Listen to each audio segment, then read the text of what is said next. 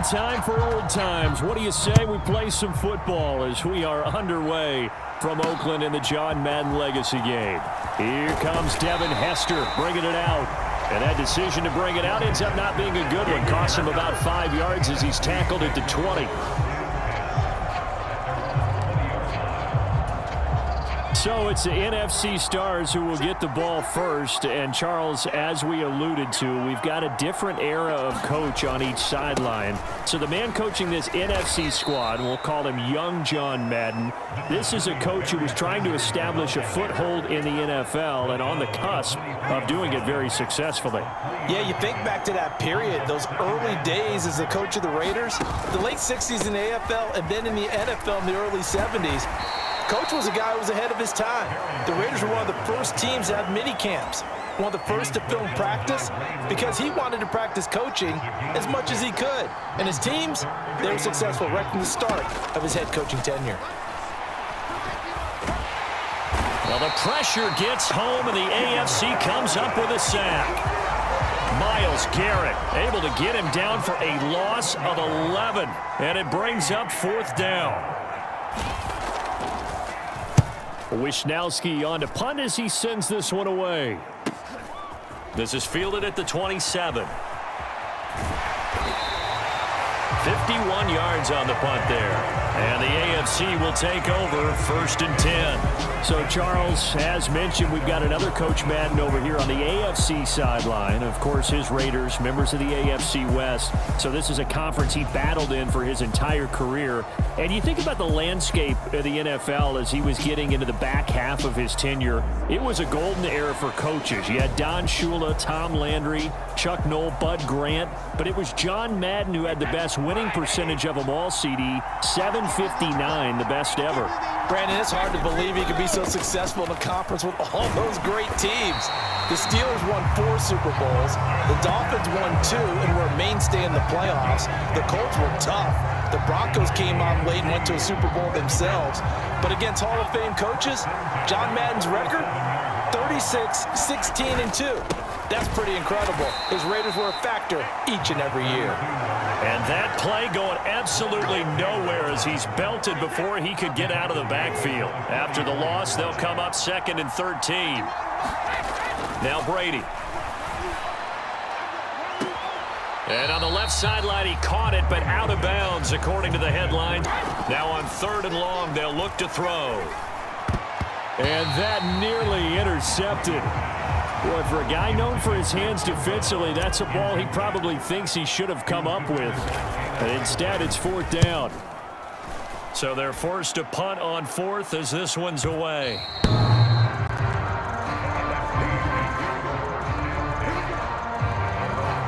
The NFC offense coming out here, and you know, Charles, Coach Madden always said that if he had one drive to win a game and he had to pick a quarterback, he would pick Kenny Stabler. But I think if you asked him to omit any of his Raiders players, there's a good chance the guy he'd select would be Brett Favre.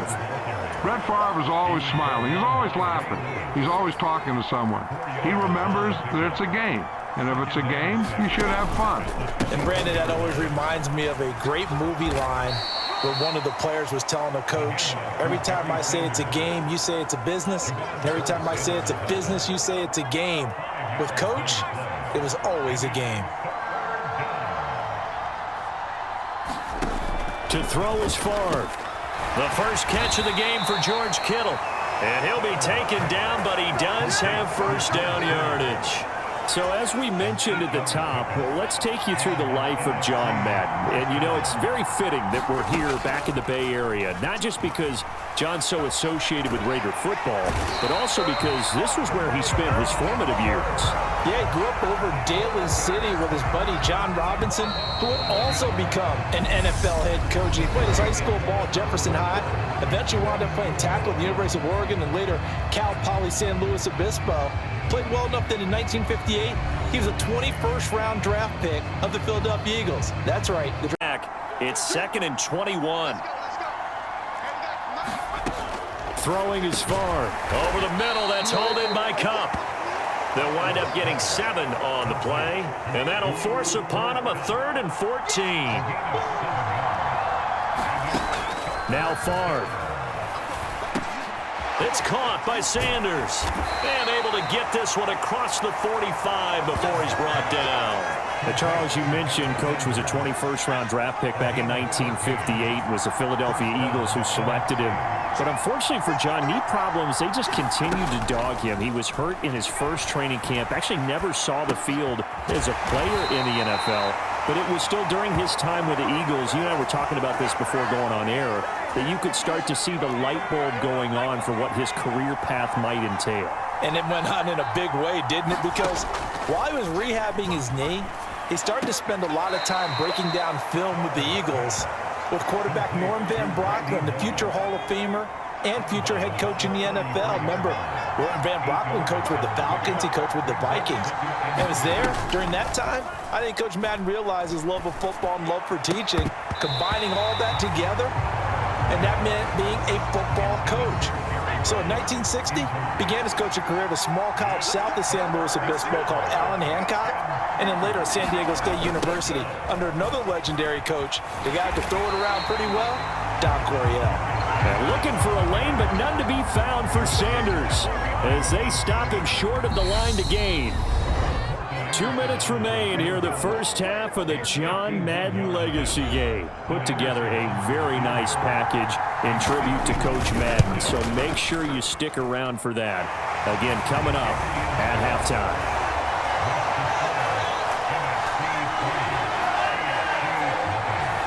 Well, both teams kind of feeling each other out here, and now after 3 drives, we have a score with that field goal. Yeah, they're still waiting for their breakout drive to come to them, all right? They're using the playbook well. They're looking for that extra section that says touchdowns instead of field goals. But they'll take the 3 for now and try and get set up for more later. The offense for the AFC set to go now. On 1st and 10, here's Brady. Looking left side, and he's got a man. That's Hill. And not much to speak of. Call it a 1-yard gain up to the 26. Here's a throw out wide, complete to his running back right side. And he gets this up just shy of the 30 to the 29 before he's out of bounds. A couple of extra defensive backs in the ball game here on 3rd and 6. Brady now to throw. He is going to find Hill here. And he'll be out of bounds, but able to get it up past the 45. A big 3rd down pickup of 20 yards.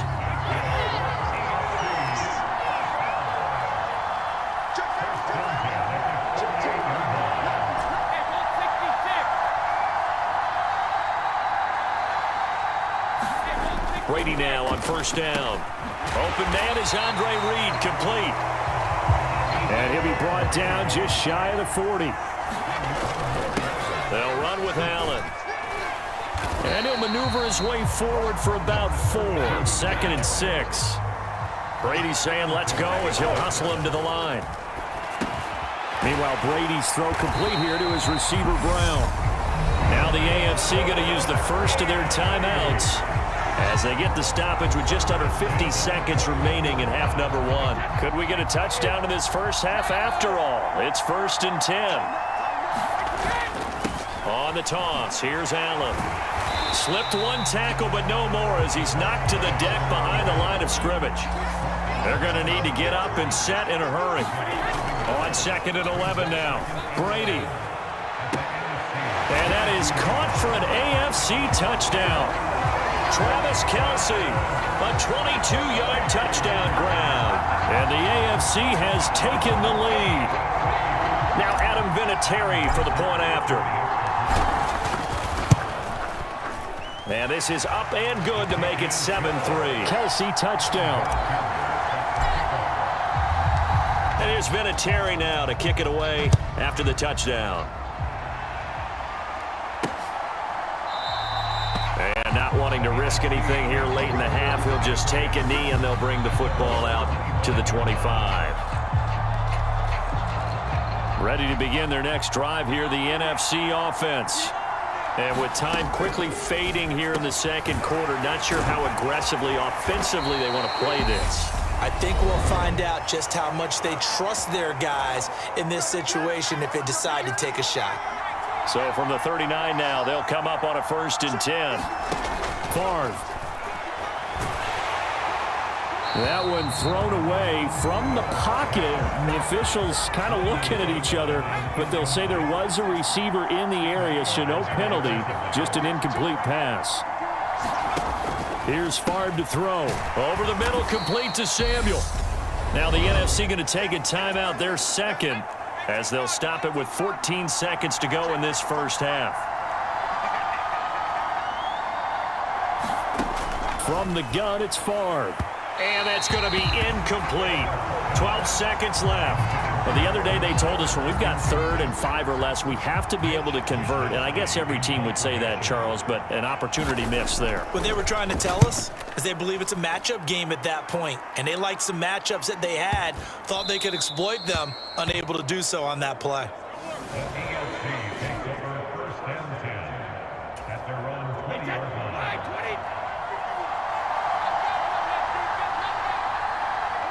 And with time running down, they go down to a knee.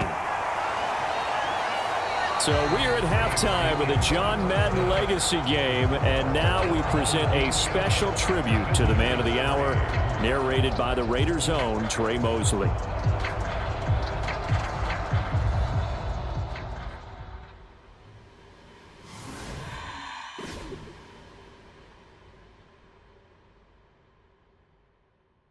What comes to mind when you hear the name Madden? Is it the coach who led the Raiders to their first Super Bowl victory? Perhaps it's the broadcaster who entertained millions of fans. Or maybe it's the video game known simply by his name. But no matter what comes to mind when you hear the name Madden, everyone thinks of one thing: football. The right goes left.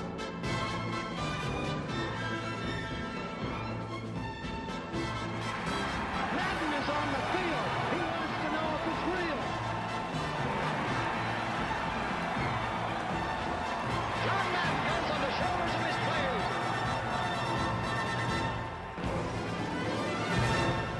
In my mind, John Madden is the most important figure in the history of professional football. Show me somebody else who did it on 3 levels the way John did it. There's nobody.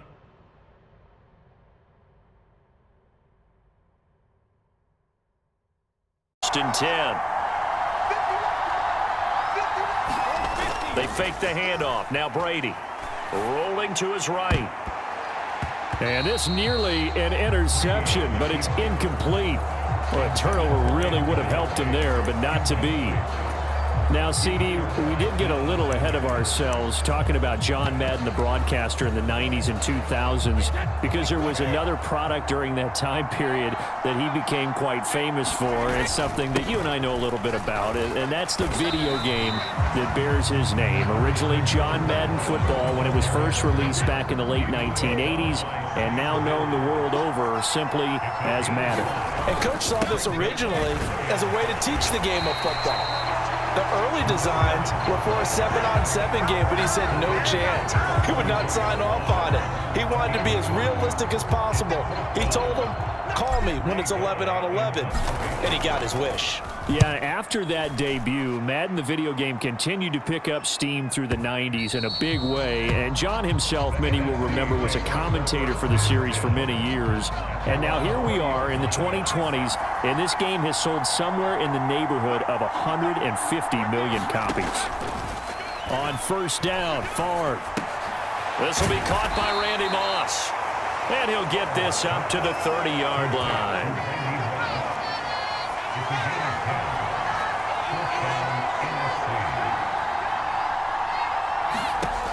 They'll throw on first down with Favre. They'll get this one to Kupp, complete. And they get him down, but not before he takes it across the 40-yard line.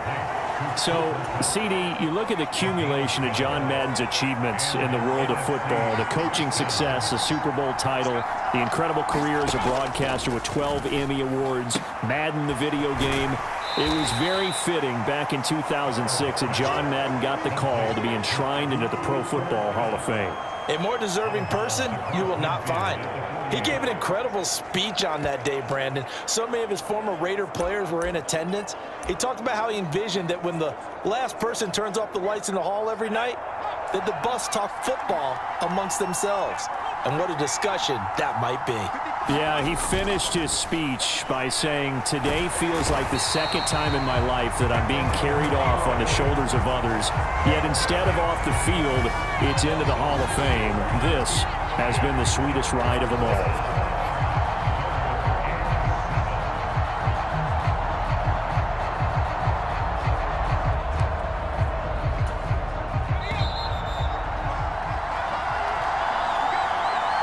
So it's the NFC with a PM. Let's just keep playing. Back underway in the John Madden Legacy game.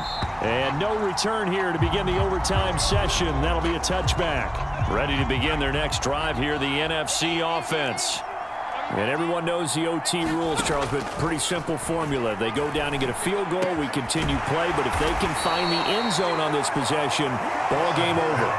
And as meticulously as all teams plan for a game, I don't doubt for a second on that offense coordinator's play sheet, he's got some overtime plays that he wants to run. I know it sounds crazy, but they plan for everything. 1st and 10 all the way throughout the game, 2nd and 7, whatever. Right now, he's looking at that play sheet saying, if we get to overtime, what can we break out that they haven't seen? 2 yards on the carry there. It'll be 2nd down. They'll set up to throw. Got his man complete over the middle. It's Sanders. And he'll be brought down inside the 40-yard line. So on the other side of the field now, it's 1st and 10 as they've got things rolling on this drive. They'll run with Sanders up the middle. And not a whole lot of room to operate there on the 1st down run. He gets maybe 3. The last run got 3. Now here's 2nd and 7. Out of the gun, they'll look to throw.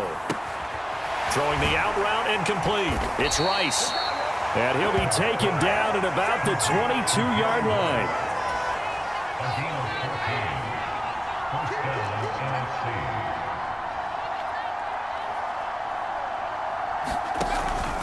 On 1st and 10, it's Sanders. And he will lose yardage and be backed up to the 24. 2 yards the loss, 2nd and 12.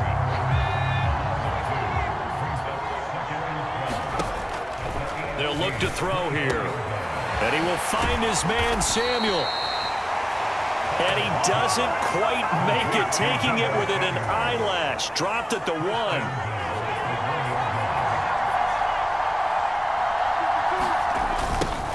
They run it with a Hall of Famer, Eric Dickerson. And he is going to lose yardage here. Now a timeout called for by the offense. They'll be down to just 1 remaining as we step aside here in overtime. It's a 2nd down run with Sanders. And that'll move him a little closer as he takes it from the 7 down to the 4-yard line. They've been denied touchdowns in the red zone twice already. Here comes 3rd and goal. From the shotgun, it's Favre. And he...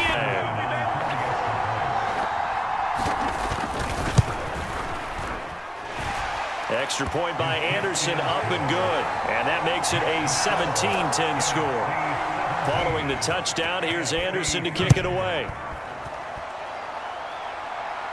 And a fair catch signaled for and taken successfully. The offense for the AFC set to go now. And last time able to get 3. It's not what they wanted. They wanted 6, but they got at least something. They mustered something out of the drive. They'll take it. I like the way you've described it. Not ideal, but they'll take it. Anything to put some points on the board. But this time on offense, they don't even want to see the field goal kicker trot on the field. They want that ball in the end zone. Yeah, they'll be going for 6. And that is incomplete. A lot of force bearing down on him there. He could not hang on. It's 3rd down. Slot man moves right.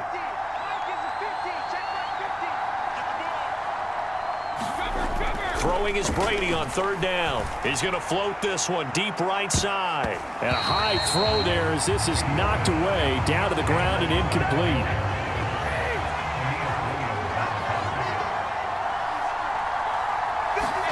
Brady to throw for it on 4th down. And incomplete on the deep ball. The AFC went for. So a thrilling finish here in overtime to a game that no one wanted to see end. And for all of us at EA Sports, one final look back as we say, this one's for you, Coach. I just say this, I thank you all very much. This has been the sweetest ride of them all.